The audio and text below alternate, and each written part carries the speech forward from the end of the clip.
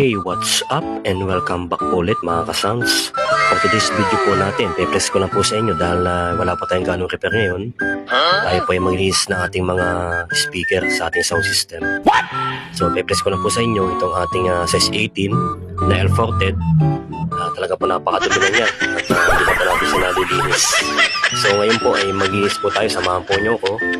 Tatanggalin po natin yung speaker na yan na size 18. 1,000 watts po yan mga ka-sounds. So, yan po, tatanggalin po natin yan. Speaker na yan, gagamit po tayo ng pinakangano niya, pantanggal niya. Ito po nasa kamay ko. Ito po yung pantanggal natin. So, isa-isayin po natin itong linya. Bali, ang one tone po yung napakadami sa gilid. So, isa-isayin po natin yan. Para po yung makita yung loob kung ano ang itsura nito. Kasi matagal na po din siya nalilinis.